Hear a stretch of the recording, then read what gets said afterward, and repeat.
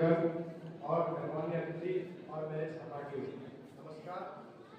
मैं शुभम कुमार, आर्ट का छात्र, आप सबके समक्ष आज भारतीय संस्कृति के विभिन्न पक्षों को प्रस्तुत करना चाहता हूँ। महोदय, हमारी भारतीय संस्कृति विश्व की एक अनूठी संस्कृति है। हमारी भारतीय संस्कृति में जहाँ देखो, चाहे वो रंग हो, रूप हो, भाषा हो, धर्म हो, पंथ हो, भौगोलिक स्थिति ही क्यों ना हो, इन सब की विविधता हमारी भारतीय संस्कृति में विशिष्ट रूप से पाई जाती है।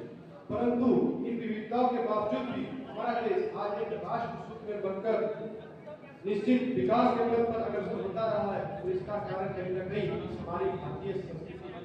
महोदय, मैं आप सभी का ध्यान आज विश्व में जो समस्याएं चल रही है उसकी तरफ आकर्षित करना चाहता हूँ। जिस प्रकार से विश्व में आज जलवायु परिवर्तन, भू राजनीतिक तनाव और सांप्रदायिक दंगे, कट्टरवाद और वैमनस्य की भावना फैल रही है, और जब भी हम इसके समाधान की बात करते हैं तो हम भारतीय संस्कृति के बिना, भारतीय संस्कृति के मूल्यों और सिद्धांतों के बिना इसके समाधान की परिकल्पना नहीं कर सकते।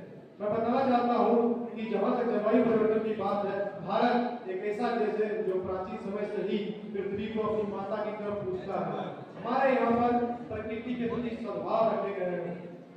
हमने जल को पूजा है, हमने वृक्ष को पूजा है, और प्रकृति के प्रति हमारा व्यवहार सदैव संवेदनशील रहा है। उदाहरण स्वरूप हमारे बिहार का छठ पर्व इस पर सबसे आगे आता है।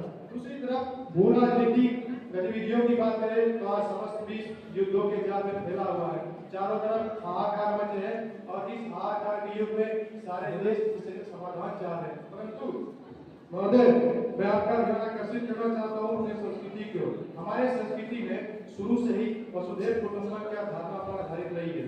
वसुधैव कुटुंबकम जो पूरे वसुधा को एक परिवार की तरह मानता है।